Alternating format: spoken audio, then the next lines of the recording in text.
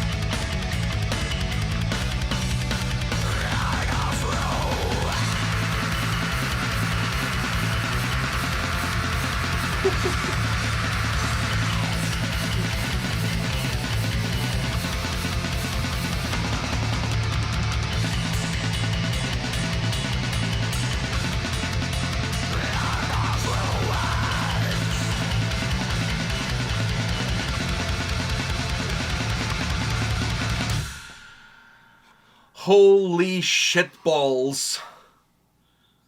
Oh, foggy. Foggy. I feel like I almost fucked up. Anyways, can I go first on this? Yeah. Before I talk about this song, let me just say this. I'm still patiently waiting for the Hatch do Porão cover of AIDS Pop Repressão, but COVID Pop Repressão. I'm still waiting for that. So, Fernanda, ladies, if you ever have some spare time, please highly consider. We need that cover. We need that song. I know COVID is a little bit behind us, but fuck it. Let's get it done anyways. So I'm still waiting for that. So on this note, this is gonna be my favorite Crypta song ever. Yeah, Ever. I'd have to agree with you there. I'd have to agree Ever. with you there. You know what I mean? Like, this song is outstanding. Outstanding. From the opening, the opening is super cool. The way it starts. The way it builds in then after. Like, there's a progression. Yeah, it's the same melody, but it just progresses. But it stops after, so it starts off with that melody, and then it stops, and then it brings you to something completely different from what the melody was. And it caught me off guard a bit, but then it was coming back, and I'm like, it has to come back somewhere in the song. And it was in the chorus. And yeah, and it was slowly coming back, and then it came back in the chorus, and I was like, there it is. Like, I loved it in the start. I loved it in the start. And that is just outstanding. So I was loving the fact that it was in the chorus, and then the ending there, where the scream, and then it going for even longer. I love that. So I love the way the track opens with the intro, then the way it builds into the song. It has like 3 different stages. The way it starts, then there's an intermediate process, still following that same guideline, and then it moves into the actual track. I love that intro. That intro is really important because it sets the breadcrumbs for what that chorus then it's going to be down the line. Every time that chorus comes back it's a repetition, is a return to the origins, if you will. I love that process because that intro is really important in order to set that up. Then once it gets into that chorus, let me just say this. Super melodic, pushing more into the melodic death metal sound than the death metal sound. Yeah. Which I really love. I really love the melody that it gives the song. But I also really love how much the bass and the drums come through. Because the melody... Well, at the start, the drums are very raw sounding at the start. They still stay a little bit raw in the chorus, not in the verses. But not as much as the start. Not as much as the start. The start, I felt like I could hear like all the mechanisms. Everything. I agree with you. Like, but also the bass, because it's the bass and the drums kind of together. The sound is the two of them together. The drum, you could even feel it. I know, but in the chorus you don't feel it as much because that guitar melody is also there. Yeah. So it kind of hides it a little bit. It was the start. Yeah. So once it gets into the chorus, I love the fact that you have that melody playing, which brings that melodic death metal sound to the track, but you have that more dark, raw sound coming from the drums and bass together that works really well. It wouldn't work necessarily as well if you didn't have that great melody behind it, because the melody behind it gives a little bit more composure to the sound. It doesn't allow the sound to feel very demo-like, because it sounds very demo-like at points. But the melody kind of allows it to be more digestible, allows for that sound to still be raw, very raw, but not to the point that it's not welcoming into the song. And I like that chorus because of that. The melody is great, the vocals sound great, but that combination of bass and drums feeling so raw, so over the top, so in the forefront of the mix, it's really interesting because once again, that melody and that sound of drums and bass together go back to the beginning. So there's this kind of rehashing of where the song came from. You keep rehashing it with every chorus. In the verses, it's more your Crypta sound of like your death metal sound, more composed, better production, if you will, not as raw, not as edgy, a little bit more cohesive, a little bit more tight, more pressed together. And then you have the dual solos, which is such an old school thing. Not a lot of modern bands use it. I think it's great. I think it adds so much life and energy to the song because you have 2 different styles, 2 different approaches, but coming right back to back. It just gives this song that old school aroma. So this is a track that has a lot of old school death metal elements to it, but then it has more. Then it also has more modern melodic death metal elements as well. it gives you different tastes, different vibes. It's a track that while it repeats itself quite a bit, it doesn't feel like it repeats itself because it changes a few things here and there. There's even a part when you get the follow through from the chorus in terms of the melody, drums, and guitars, and it's a lot cleaner. It's not as raw. So even that, they inserted that piece there in order to make the sound feel different, even though they're giving you exactly the same thing. So it's repeating the formula, but repeating the formula with little nuances that are changing, that allows the song to not feel repetitive and not feel boring. And that riff is outstanding. So it doesn't matter how many times you repeat it. As a listener, you always want to listen to it. I really like this song. From a construction point of view, perfect. From a sound experience, perfect. Vocally, perfect. When she hits those screams, like, it just matches the overall intensity.